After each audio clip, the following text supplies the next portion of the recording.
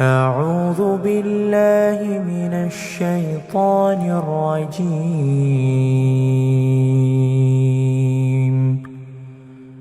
بسم الله الرحمن الرحيم. ألف لام را، تلك آيات الكتاب المبين. إنا أنزلناه قرآنا عربيا لعلكم تعقلون. نحن نقص عليك أحسن القصص بما أوحينا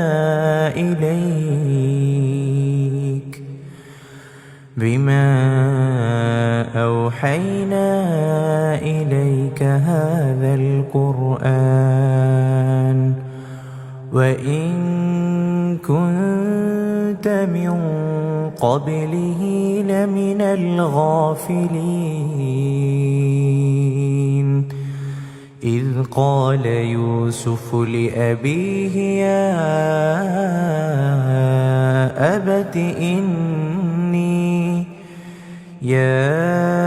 أبت إني رأيت 11 كوكبا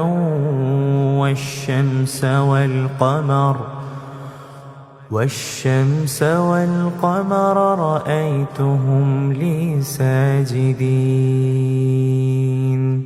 قال يا بني لا تقصص رؤياك على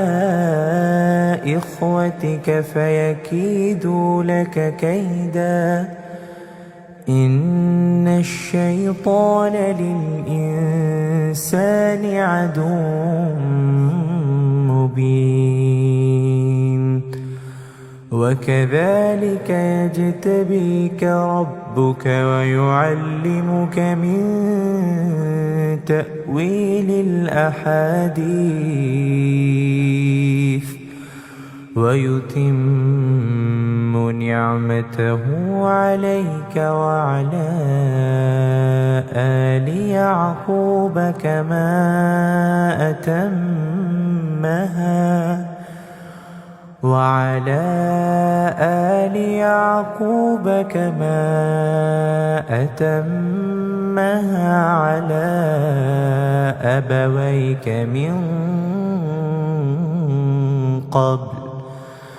على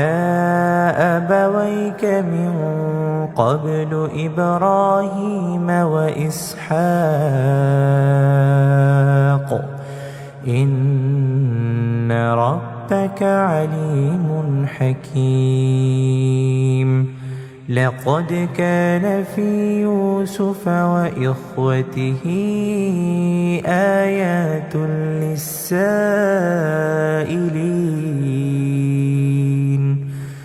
إذ قالوا ليوسف وأخوه أحب إلى أبينا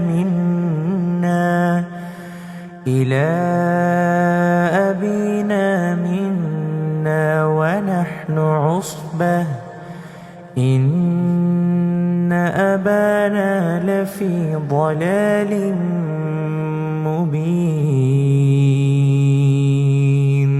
اقتلوا يوسف أو اطرحوه أرضا يخل لكم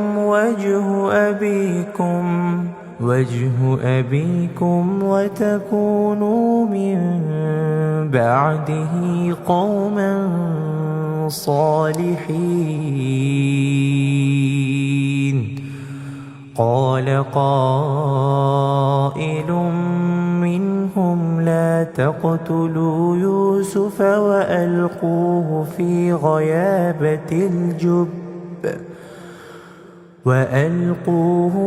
غيابة الجب يلتقطه بعض السيارة إن كنتم فاعلين. قالوا يا أبانا لك لا تأمنا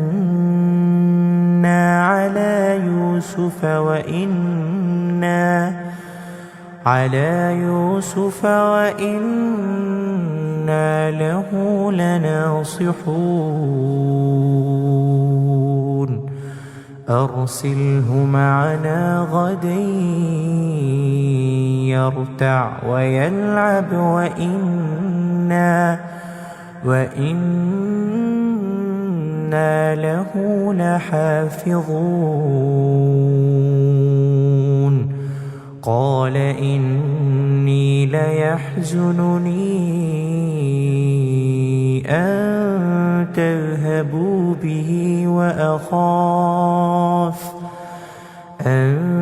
تذهبوا به وأخاف أن يأكله الذئب وأنتم عنه غافلون قالوا لئن أكله الذئب ونحن عصبة إنا إذا لخاسرون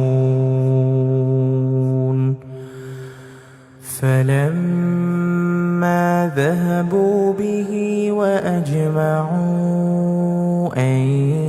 يجعلوه في غيابة الجب وأوحينا إليه لتنبئنهم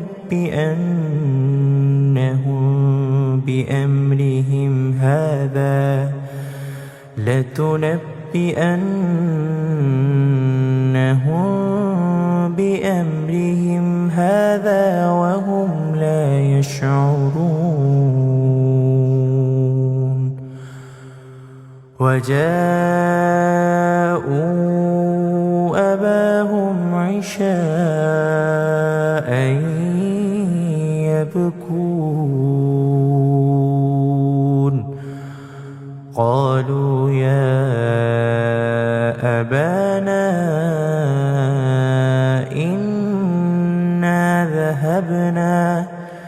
إنا ذهبنا نستبق وتركنا يوسف عند متاعنا فأكله الذئب وما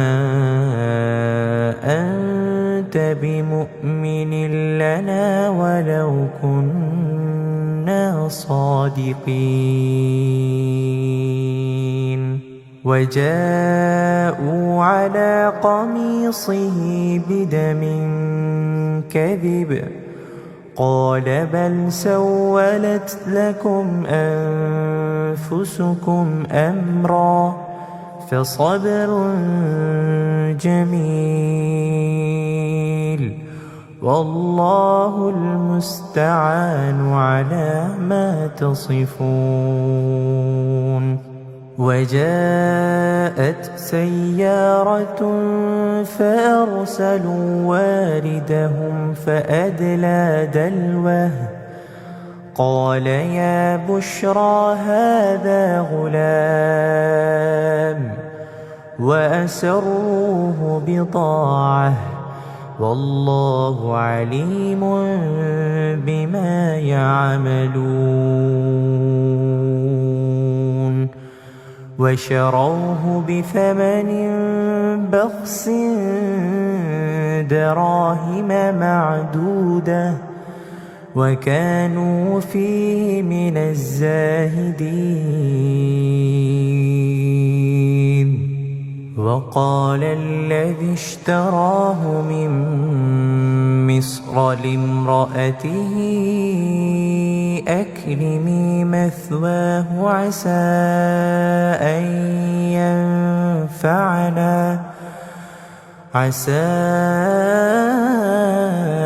أن ينفعنا أو نتخذه ولدا وكذلك مكنا ليوسف في الأرض ولنعلمه من تأويل الأحاديث والله غالب على أمره ولكن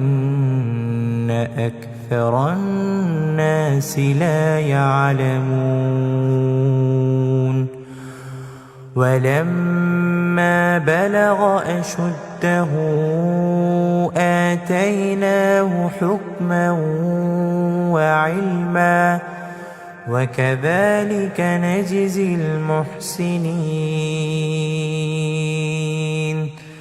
وراودته التي هو في بيتها عن نفسه وغلقت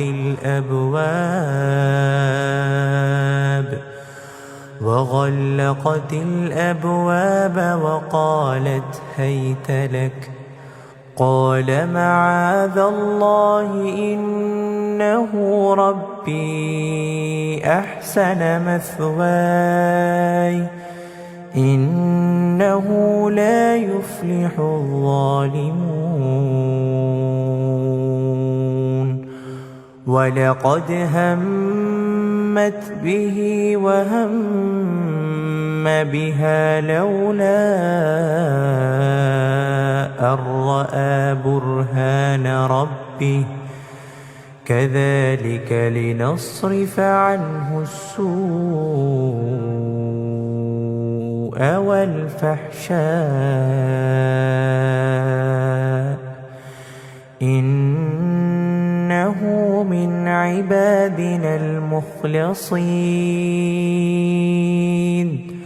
واستبق الباب وقدت قميصه من دبر وألف يا سيدها لدى الباب قالت ما جزاء من أراد بأهلك سوءا إلا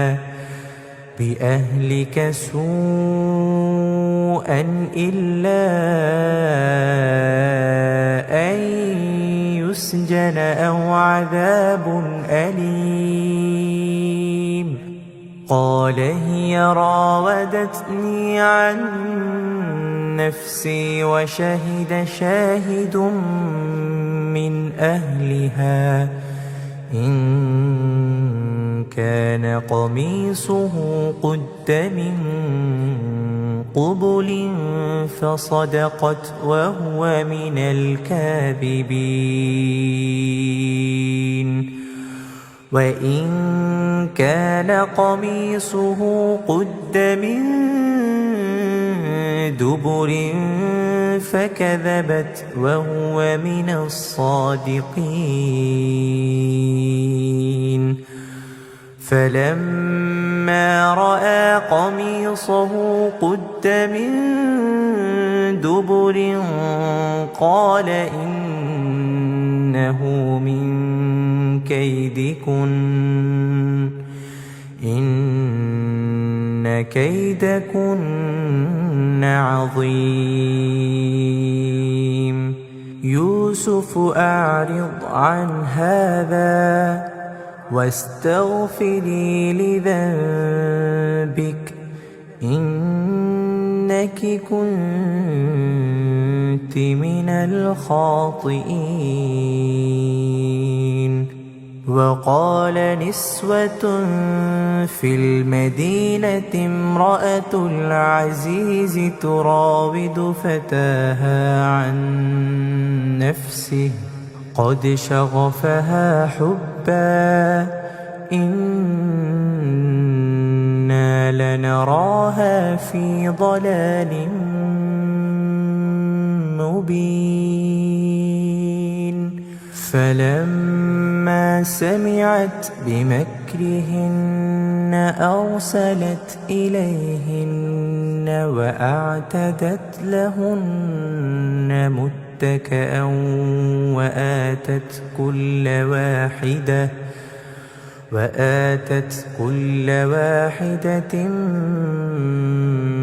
منهن سكينا وقالت اخرج عليهن فلما رأينه أكبرنه وقطعن أيديهن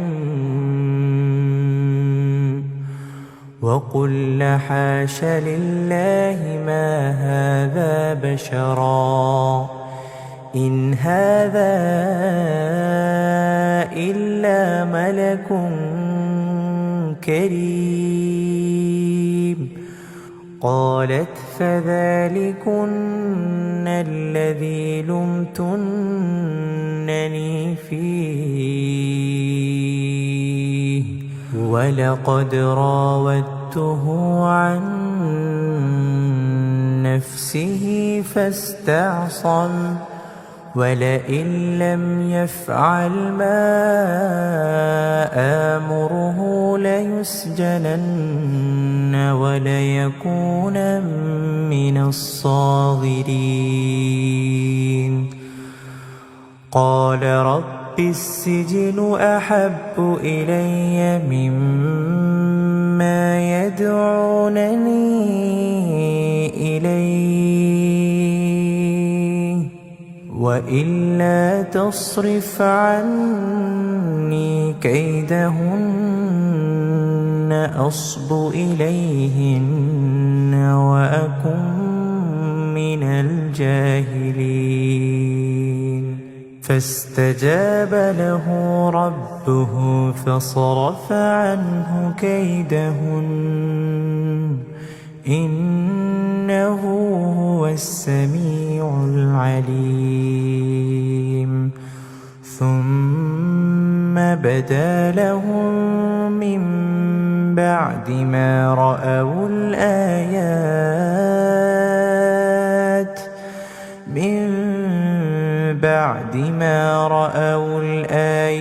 ليسجننه حتى حين ودخل معه السجن فتيان قال أحدهما إني أراني أعصر خمرا وقال الآخر إني أراني أحمل فوق رأسي خبزا تأكل الطير منه نبئنا بتأويله إنا نراك من المحسنين قال لا يأتيكما طعام ترزقانه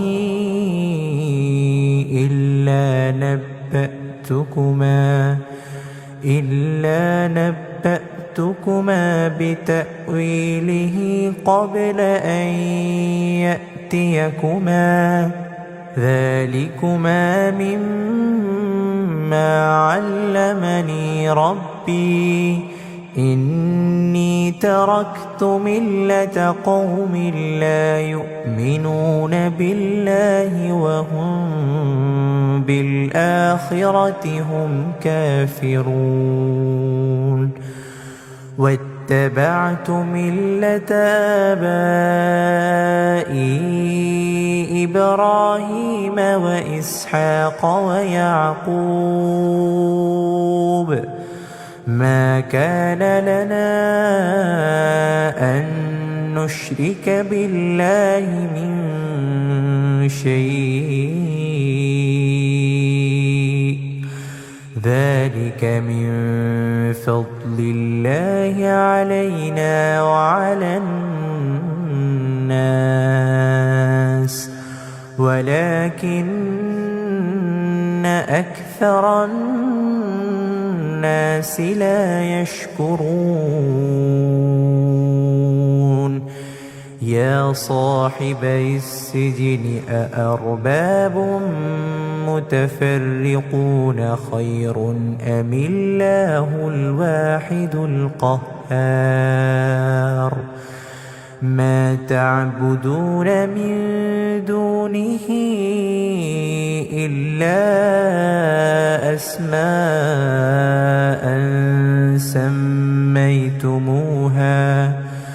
سميتموها أنتم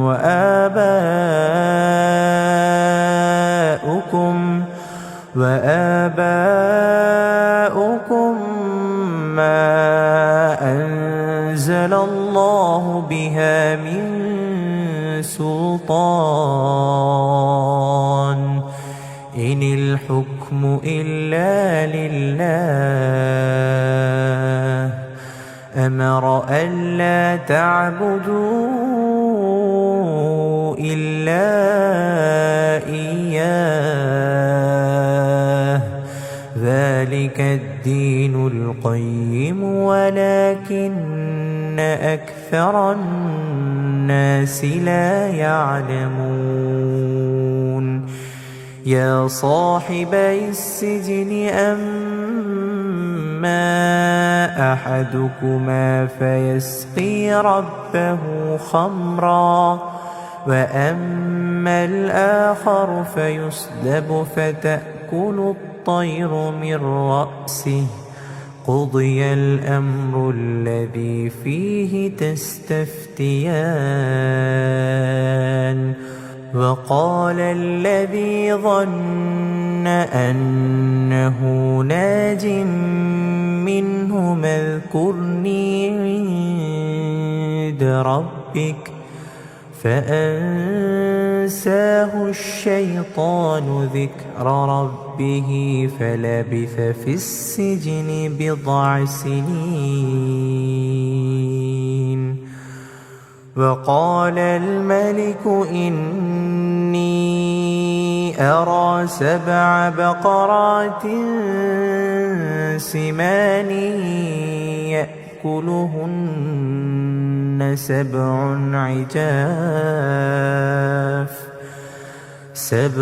عجاف و7 سنبلات خضر وأخر يابسات يا أيها الملأ أفتوني في رؤياي إن كنتم للرؤيا تعبرون قالوا أضغاث أحلام وما نحن بتأويل الأحلام بعالمين وقال الذي نجا منهما وادكر بعد أمة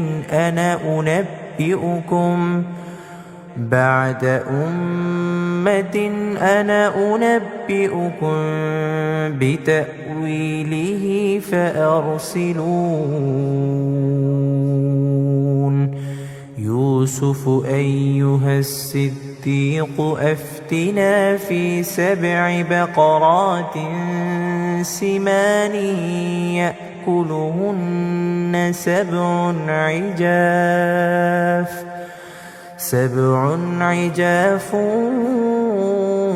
و7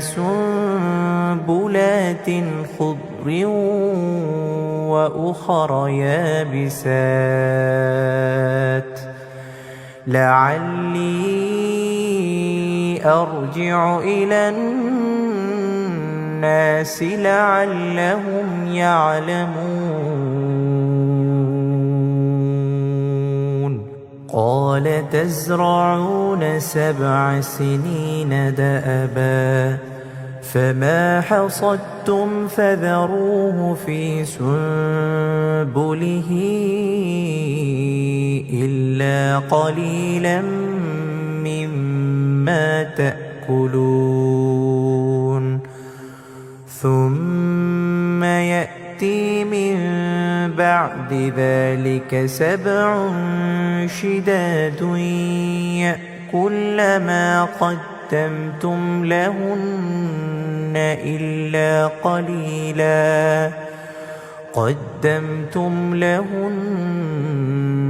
إلا قليلا مما تحصنون ثم يأتي من بعد ذلك عام فيه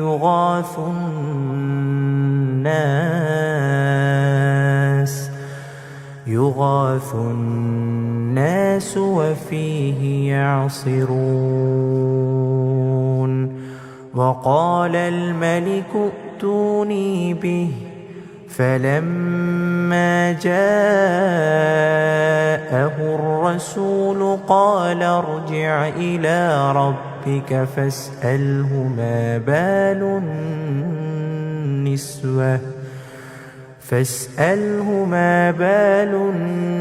النسوة اللاتي قطعن أيديهن إن ربي بكيدهن عليم. قال ما خطبكن إذ راوتن يوسف عن نفسه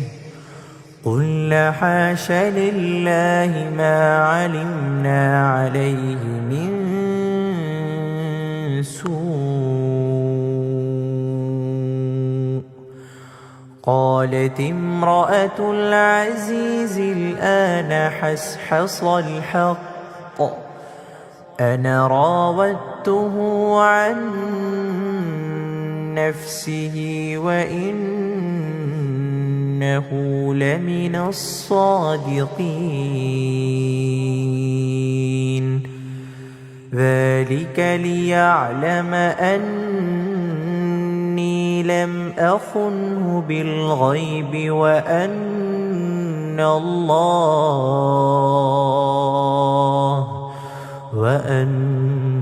الله لا يهدي كيد الخائنين.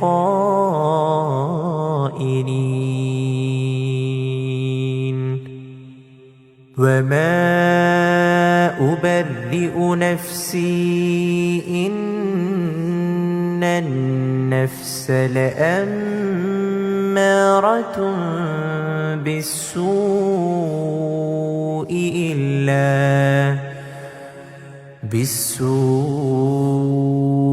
إلا ما رحم ربي إن ربي غفور رحيم. وقال الملك ائتوني به أستخلصه لنفسي فلما كلمه قال إنك اليوم لدينا مكين أمين. قال اجعلني على خزائن الأرض إني حفيظ عليم. وكذلك مكنا ليوسف في الأرض يتبوأ منها حيث يشاء نصيب برحمتنا من نشاء ولا نضيع أجر المحسنين. ولأجر الآخرة خير للذين آمنوا وكانوا يتقون. وجاء إخوة يوسف فدخلوا عليه فعرفهم وهم له منكرون. ولما جهزهم بجهازهم قال ائتوني بأخ لكم من أبيكم ألا ترون أني أوفي الكيل وأنا خير المنزلين. فإن لم تأتوني ائتوني به فلا كيل لكم عندي ولا تقربون. قالوا سنراود عنه أباه وإنا لفاعلون. وقال لفتيانه اجعلوا بضاعتهم في رحالهم لعلهم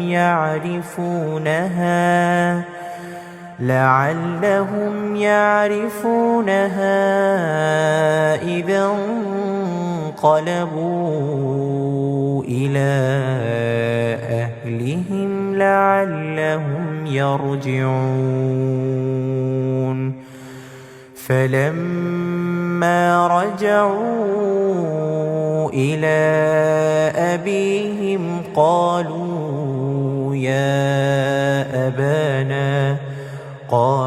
يا أبانا منع منا الكيل فأرسل معنا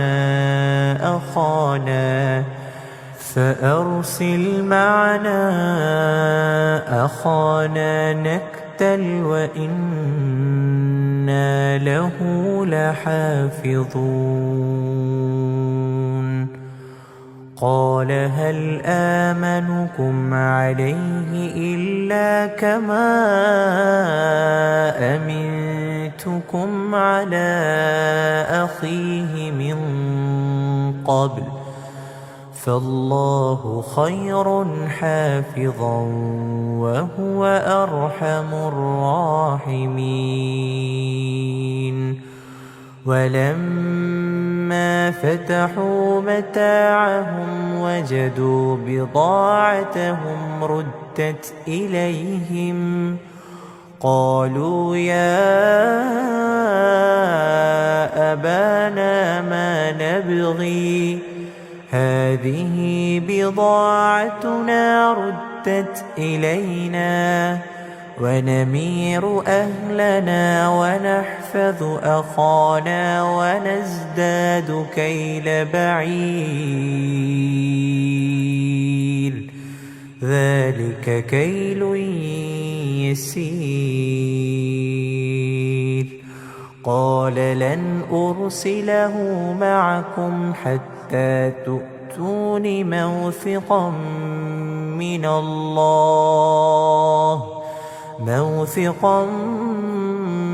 الله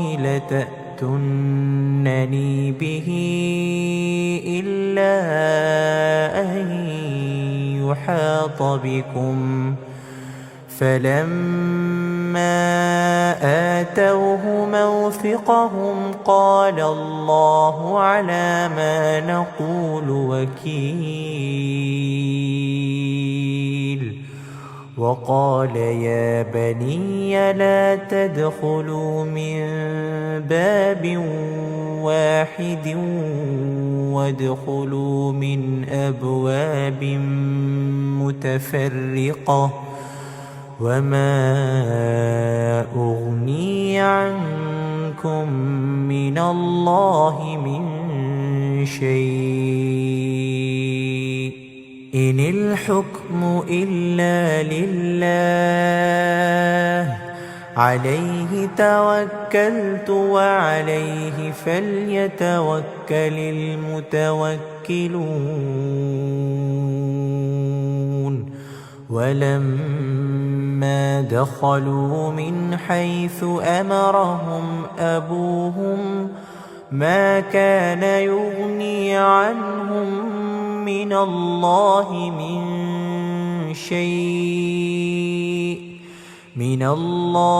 من شيء إلا حاجة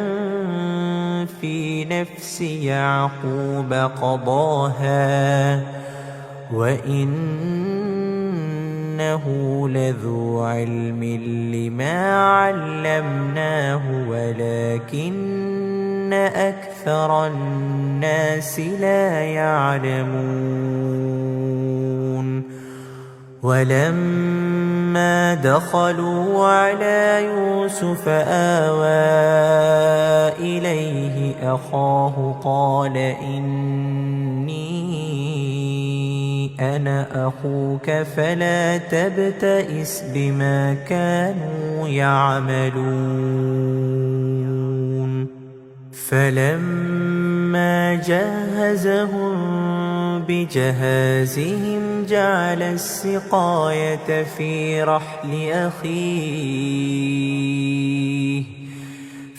رحل أخيه ثم أذن مؤذن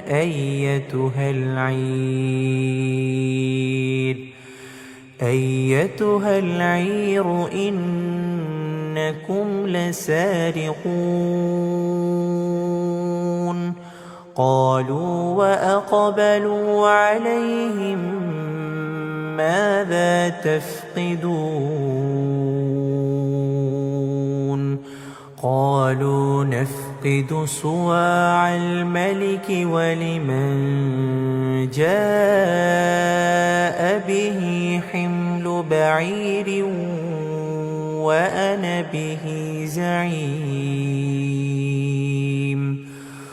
قالوا تالله لقد علمتم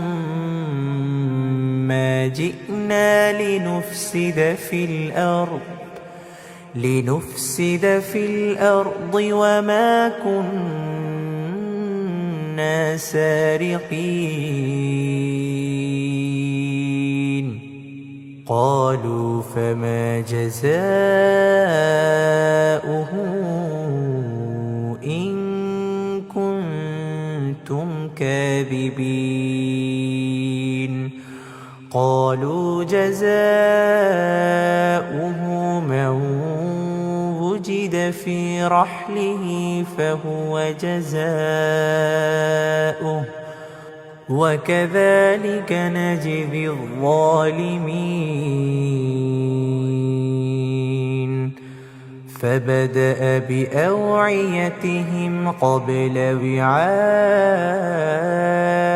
أخيه ثم استخرجها من وعاء أخيه كذلك كدنا ليوسف ما كان ليأخذ أخاه في دين الملك إلا أن يشاء الله نرفع درجات من نشاء وفوق كل ذي علم عليم قالوا إن يسرق فقد سرق أخ له من قبل فأسرها يوسف في نفسه ولم يبدها لهم قال أنتم شر مكانا والله أعلم بما تصفون قالوا يا أيها العزيز إن له أبا شيخا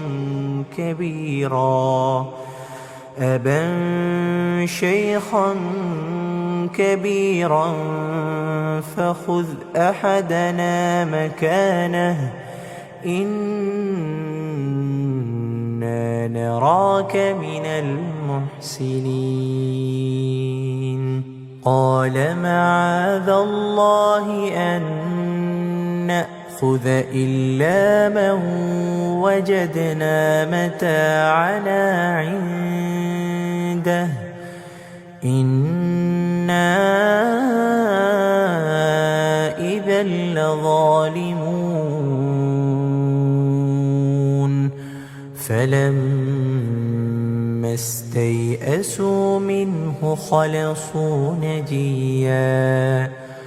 قال كبيرهم ألم تعلموا أن أباكم قد أخذ عليكم موثقا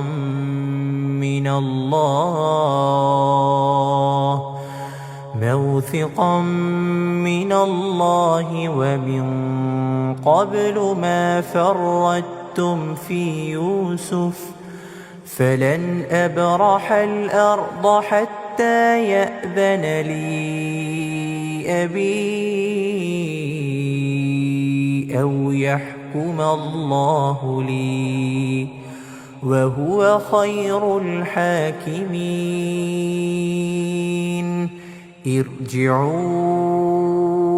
إلى أبيكم فقولوا يا أبانا إن ابنك سرق وما شهدنا إلا بما علمنا وما كنا للغيب حافظين واسأل القرية التي كنا فيها والعير التي أقبلنا فيها وإنا لصادقون قال بل سولت لكم أنفسكم أمرا فصبر جميل عسى الله أن يأتيني بهم جميعا إنه هو العليم الحكيم وتولى عنهم وقال يا أسفا على يوسف وابيضت عيناه من الحزن فهو كظيم قالوا تالله تفتأ تذكر يوسف حتى تكون حرضا أو تكون من الهالكين قال إنما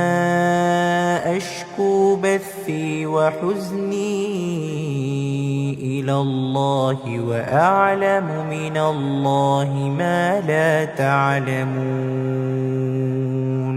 يا بني اذهبوا فتحسسوا من يوسف وأخيه ولا تيأسوا من روح الله إنه لا ييأس من روح الله إلا قوم الكافرون فلما دخلوا عليه قالوا يا أيها العزيز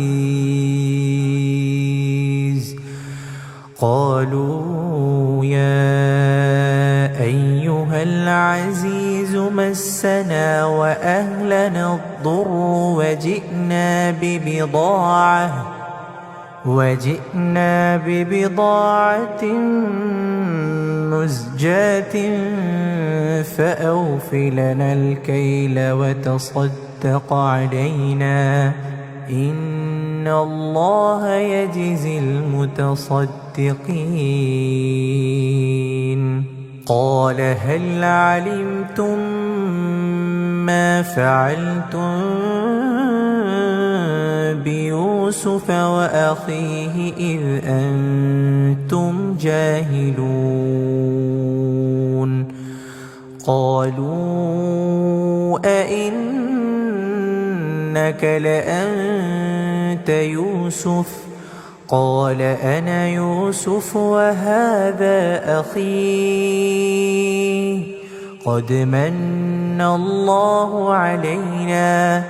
إنه من يتق ويصبر فإن إن الله لا يضيع أجر المحسنين. قالوا تالله لقد آثرك الله علينا وإن كنا لخاطئين. قال لا تثريب عليكم اليوم يغفر الله لكم وهو أرحم الراحمين. اذهبوا بقميصي هذا فألقوه على وجهي يأت بصيرا وأتوني بأهلكم أجمعين.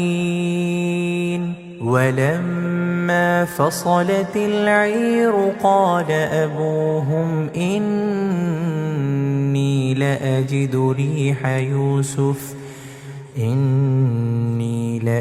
ريح يوسف لولا أن تفندون. قالوا تالله إنك لفي ضلالك القديم. فلما أن جاء البشير ألقاه على وجهه فارتد بصيرا قال ألم أقل لكم إني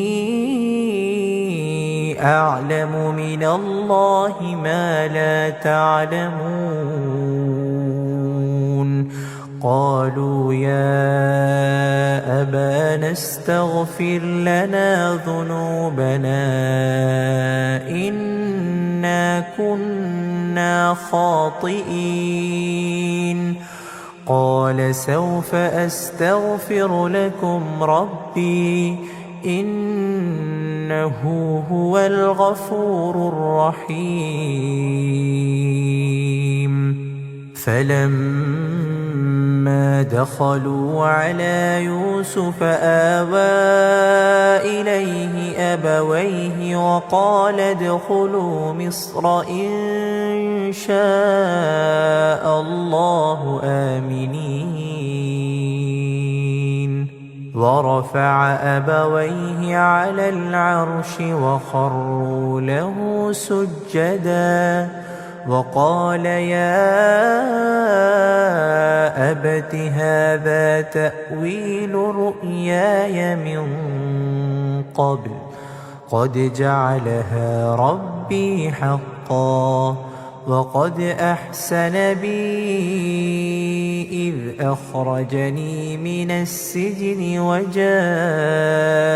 بكم من البدو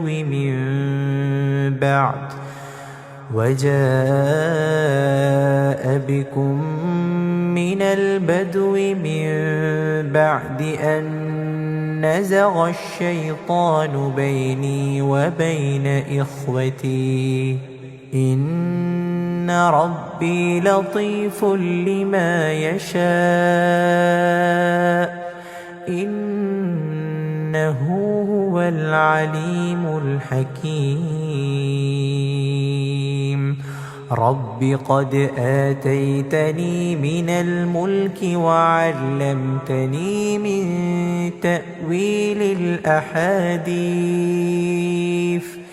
فاطر السماوات والأرض أنت ولي في الدنيا والآخرة توفني مسلما وألحقني بالصالحين. ذلك من أنباء الغيب نوحيه إليك وما كنت لديهم إذ أجمعوا أمرهم وهم يمكرون وما أكثر الناس الناس ولو حرصت بمؤمنين وما تسألهم عليه من أجر إن هو إلا ذكر للعالمين وكأي من آية في السماوات والأرض يمرون عليها وهم عنها معرضون وما يؤمن أكثرهم بالله إلا وهم مشركون أفأمنوا أن تأتيهم غاشية من عذاب الله أو تأتيهم الساعة بغتة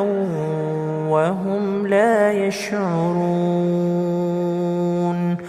قل هذه سبيلي أدعو إلى الله على بصيرة أنا ومن اتبعني وسبحان الله وما أنا من المشركين وما أرسلنا من قبلك إلا رجالا نوحي إليهم من أهل القرى أفلم يسيروا في الأرض فينظروا كيف كان عاقبة الذين من قبلهم ولدار الآخرة خير للذين اتقوا أفلا تعقلون حتى إذا استيأس الرسل وظنوا أنهم قد كذبوا جاءهم نصرنا فنجي من نشاء ولا يرد بأسنا عن القوم المجرمين لقد كان في قصصهم عبرة لأولي الألباب ما كان حديثا يفترى ولكن تصديق الذي